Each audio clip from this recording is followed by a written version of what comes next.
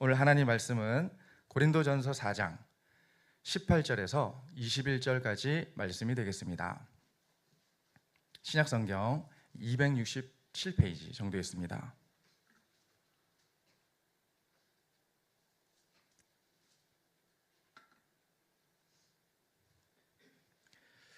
고린도전서 4장 18절에서 21절까지 말씀을 우리 한 절씩 교독하겠습니다.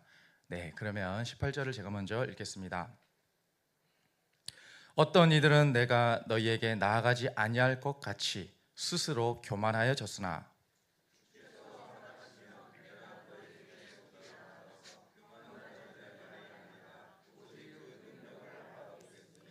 하나님의 나라는 말에 있지 아니하고 오직 능력에 있음이라.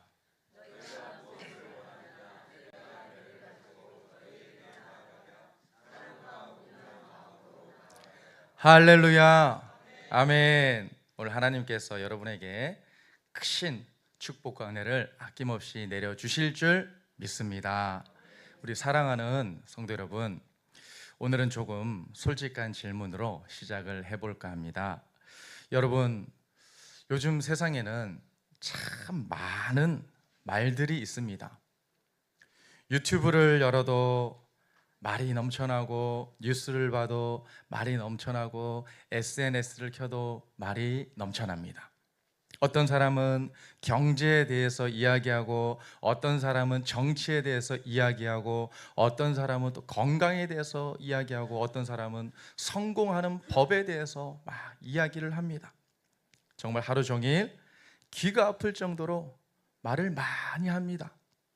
그런데 여러분, 가만히 생각해 보면 이상한 점이 하나 있습니다. 말은 점점 많아지는데 사람들의 마음은 점점 더 지쳐갑니다. 정보는 넘쳐나는데 평안은 부족합니다. 지식은 늘어나는데 마음의 행복감은 높아지지 않습니다. 왜 그럴까요? 말은 많은데 능력이 없기 때문입니다. 사실 이것은 오늘만의 이야기가 아닙니다. 오늘 본문이 기록된 고린도 교회도 비슷했습니다. 말 잘하는 사람들이 많았습니다. 자기 생각을 자랑하는 사람도 있었고, 또 자기 믿음을 과시하는 사람도 있었고, 자기의 지식을 뽐내는 사람도 있었습니다. 그런데 정작 바울이 보기에 가장 중요한 것이 빠져 있었습니다. 바로 하나님의 능력이었습니다. 그래서 바울은 아주 강하게 말합니다. 하나님의 나라는 말에 있지 아니하고 오직 무엇에 있습니다? 능력에 있습니다. 할렐루야. 여러분, 이 말씀은 오늘날 우리에게도 동일하게 들려옵니다. 여러분, 신앙은요, 말로만 하는 것이 아닙니다. 믿습니다, 사랑합니다, 기도하겠습니다. 물론 이 말들도 중요하겠지만, 그러나 하나님께서 정말 원하시는 것은 말에서 끝나는 신앙이 아니라 삶 속에 능력이 나타나는 신앙입니다. 성도 여러분, 우리는 과연 어떻습니까? 나는 신앙에 대해 말만 하는 사람입니까? 아니면 하나님께서 실제로 역사하시는 그러한 삶을 살아가는 사람입니까? 오늘 주어진 말씀을 통해서 하나님께서 말씀하시는 능력 있는 신앙생활이란 과연 무엇인지 한번 살펴보고요. 그리고 특별히 성령님께서 우리의 삶 가운데 어떠한 능력을 주기를 원하시는지 한번 살펴보도록 하겠습니다. 은혜의 시간이 될 줄 믿습니다. 오늘 첫 번째 우리에게 주시는 메시지는 이것입니다. 말보다 삶이 더 큰 능력입니다. 오늘 본문 18절과 19절을 우리 한 번 더 읽겠습니다. 어떤 이들은 시작. 어떤 이들은 내가 너희에게 나아가지 아니할 것 같이 스스로 교만하여졌으나 주께서 허락하시면 내가 너희에게 속히 나아가서 교만한 자들의 말이 아니라 오직 그 능력을 알아보겠으니. 아멘. 여러분, 우리가 먼저 고린도 교회가 어떤 교회인지 한번 살펴보기를 원합니다. 고린도 교회는 사도 바울이 제2차 전도 여행 중에 1년 반 동안 고린도에서 복음을 전했을 때 그때 친히 세웠던 교회입니다. 그런데 바울이 그 교회를 딱 세우고 어느 정도 목회를 하다가 다른 지역으로 떠난 뒤에 문제가 생기기 시작합니다.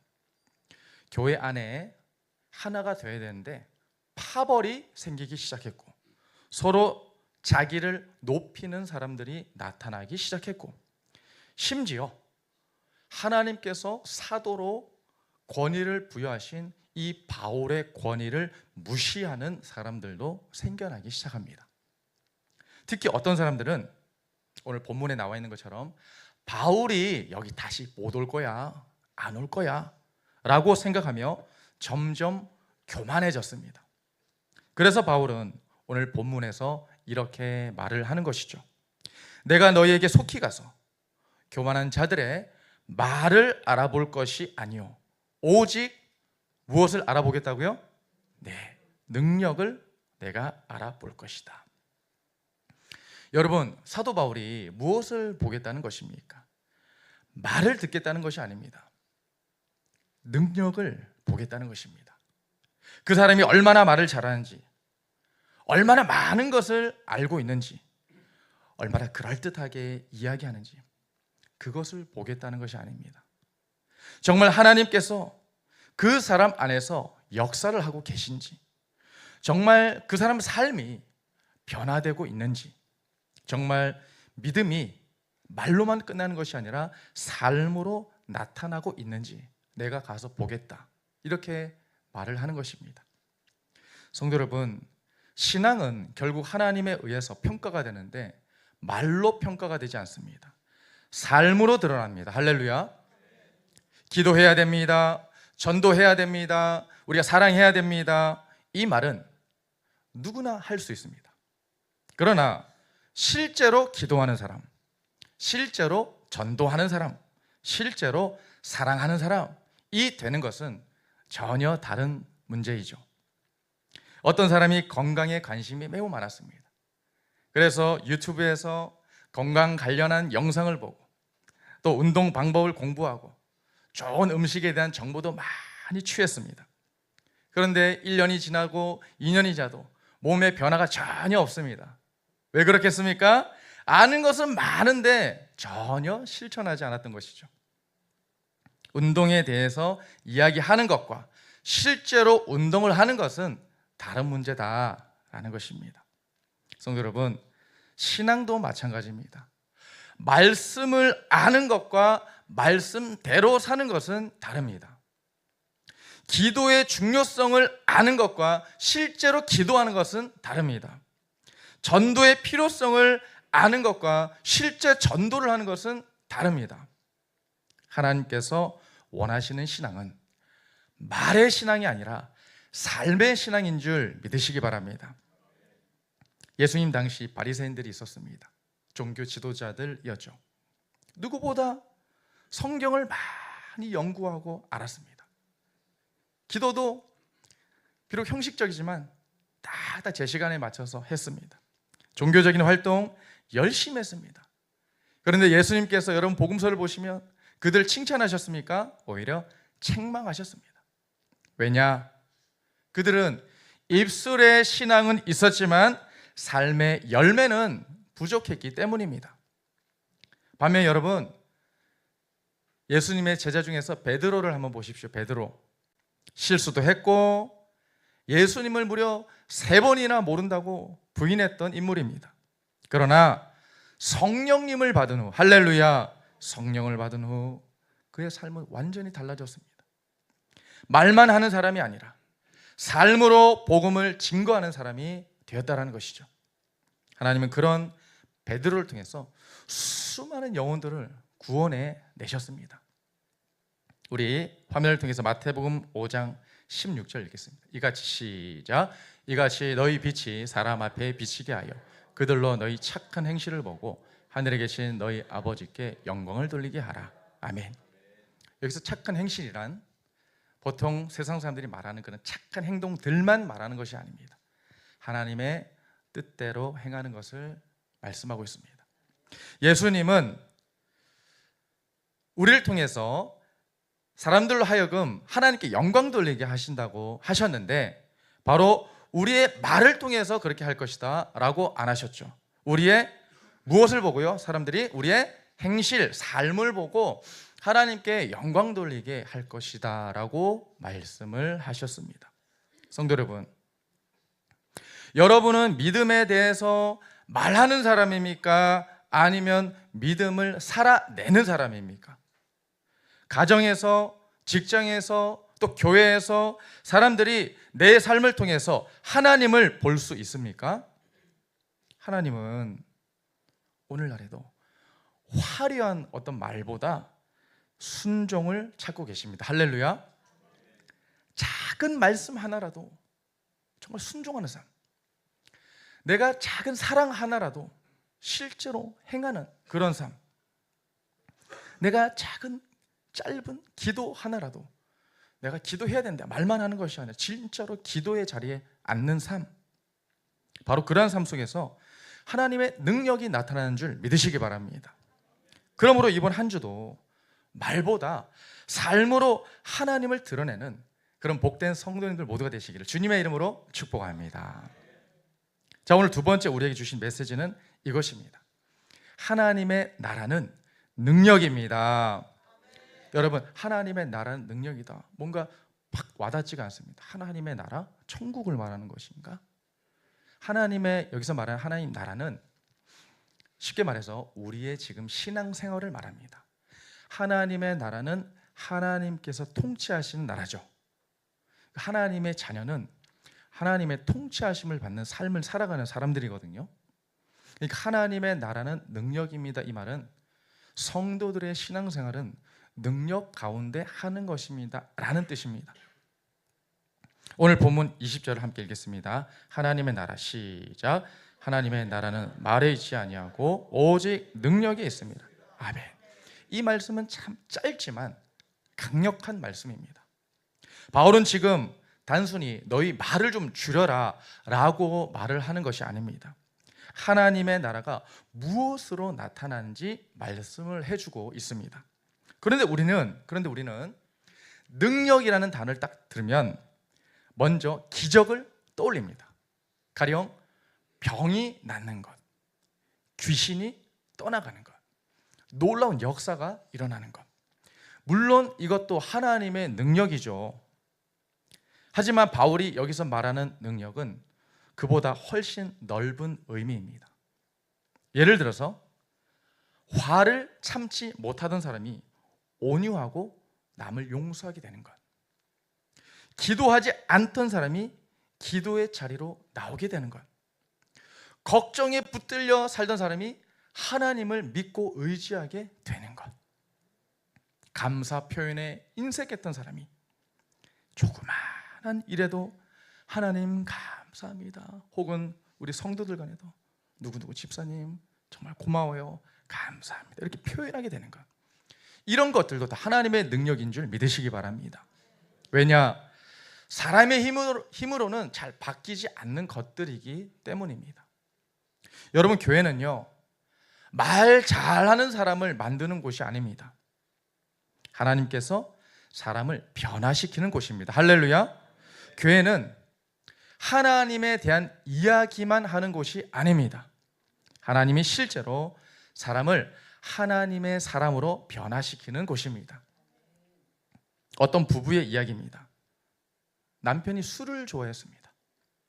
퇴근하면 술자리가 잦았고, 또 집에서도 사소한 일에 짜증을 내는 그런 경우도 많았습니다. 그런데 어느 날부터 아내가 이상한 변화를 느끼기 시작했습니다. 술을 딱 갑자기 끊은 것도 아니고 성격이 하루아침에 바뀐 것도 아닙니다. 그런데 화를 낼 만한 상황에서 한 번 참고, 두 번 참고, 예전 같으면 큰 소리 칠 상황에서 말을 좀 부드럽게 하고, 주일 예배도 점점 빠지지 않고 나오기 시작했습니다. 어느 날 아내가 조심스럽게 남편에게 묻습니다. 여보, 요즘 무슨 일 있어? 그러자 남편이 이렇게 대답했다고 합니다. 나도 잘 모르겠어. 그런데 말씀을 자꾸 듣고 기도하다 보니까 하나님께서 자꾸 나를 만지시는 것 같아. 할렐루야. 여러분, 그 순간 아내는 이렇게 깨달았다고 합니다.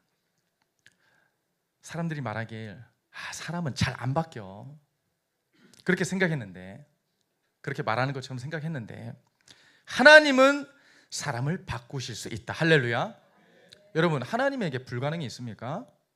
하나님에게 불가능이 없죠. 하나님은 없는 것을 있는 것을 만드셨잖아요. 우리도 만드시고 이 세상 온 만물을 만드시고 지금도 그것을 통치해가고 계시지 않습니까? 하나님께는 불가능이 없습니다. 여러분, 진짜 능력은 사람을 바꾸는 능력인 줄 믿습니다. 그것이 바로 하나님의 능력입니다. 성령님께서 역사하시면 바뀔 수 있습니다. 사람들이 말하는 사람은 잘 안 바뀌어, 사실 사탄이 주는 속삭임입니다. 하나님이 하시는데 무엇이 불가능합니까? 할렐루야. 말투가 달라지고 생각이 달라지고 행동이 달라지고 인간관계가 달라지고 그러면 삶의 방향이 달라지는 것입니다. 그래서 하나님의 나라는 말에 있지 않고 능력이 있는 줄 믿습니다. 단순히 아는 신앙이 아니라 변화되는 신앙입니다. 단순히 듣는 신앙이 아니라 살아내는 신앙입니다.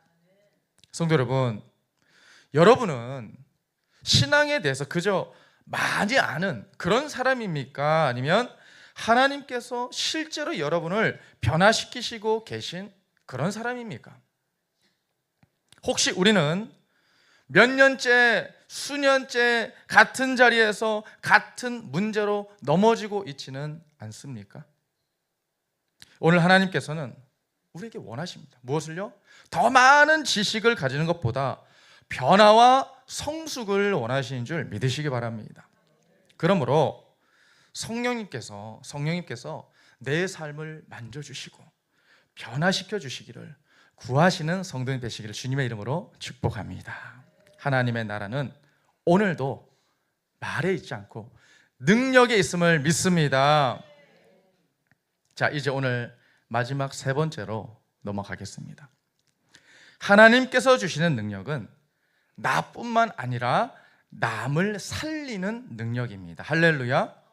성도 여러분, 우리는 종종 하나님의 능력을 무엇과 계속 연결시키냐면 나의 어떤 문제 해결과 연결을 시킵니다. 가령 내 병이 낫기를 바랍니다.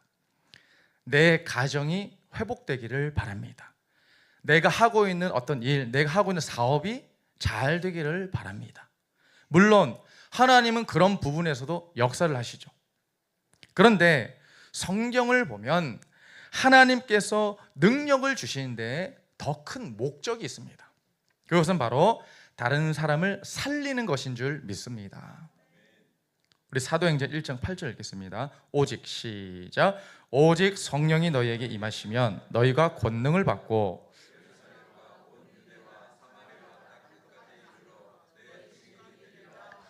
아멘. 여러분, 예수님께서 하신 말씀인데 예수님은 성령을 받으면 너희가 무엇을 받게 될 것이라고 말씀하시죠? 그렇죠. 성령을 받으면 권능을 받고 너희가 무엇이 되리라? 나의 증인이 되리라. 나를 증거하는 사람이 될 것이다. 누구 한 사람도 예외가 없습니다. 하나님의 자녀 그리스도인이라면 다 이렇게 될 것이다 라고 말씀을 하십니다. 여기서 권능은 단순한 능력, 단순한 힘이 아닙니다. 바로 주님을 증거할 수 있는 힘인 줄 믿으시기 바랍니다. 복음을 전할 수 있는 그런 담대함입니다. 사람을 사랑할 수 있는 능력이죠. 영혼을 품을 수 있는 그런 마음입니다. 여러분, 다시금 베드로를 한번 생각해 보기를 원합니다. 예수님께서 정말 우리를 살리시기 위해서 십자가를 지시기 위해 잡히셨던 그 밤, 사람들 속에서 예수님을 인정하면 자기도 잡혀가서 어떻게 될까 봐 베드로가 예수님을 무려 3번이나 부인합니다. 나 예수님 몰라요. 나 그 사람 몰라요. 하면서 마지막에는 예수님을 그냥 저주까지 합니다. 그러면 더 관계가 없는 사람으로 비춰질까 봐. 그런데 오순절에 성령님을 받은 후 만난 후 그의 삶은 완전히 바뀌었습니다. 수많은 사람들 앞에서 누가 돌을 던지든 누가 삿대질을 하든 수많은 사람들 앞에서 예수님을 증거하는 그런 사람이 되었습니다. 그리고 그날 성경에 보니까 하루만 무려 3,000명이나 되는 사람이 예수님께로 돌아왔더라. 할렐루야. 베드로가 말씀을 증거하니까 그런 역사가 일어난 것입니다. 무엇이 달라졌죠? 베드로가 갑자기 똑똑해진 것입니까? 베드로가 갑자기 말을 잘하게 된 것입니까? 아니죠. 성령님께서 베드로에게 능력을 주셨기 때문인 줄 믿습니다. 성도 여러분, 전도는요 사실 원래 쉬운 일이 아닙니다. 우리도 압니다. 그것을 누군가에게 예수님 이야기를 꺼내는 것이 쉽지 않습니다. 거절당할까 봐 두렵기도 하고 괜히 상대방한테 부담을 줄까 봐 망설여지기도 합니다. 그래서 많은 성도들이 이렇게 생각합니다. 목사님, 저는 전도 체질이 아닌 것 같아요. 그런데 여러분, 베드로도 원래 그런 사람은 아니었습니다. 하지만 성령님께서 역사하시니 달라진 줄 믿으시기 바랍니다.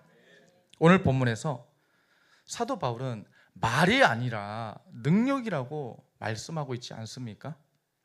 저는 이것이 이번에 우리 교회에서 준비하고 있는 능력 전도 기름 부음 성회, 현수막에도 지금 나와 있는데요, 그 성회와도 연결이 된다고 생각이 됩니다.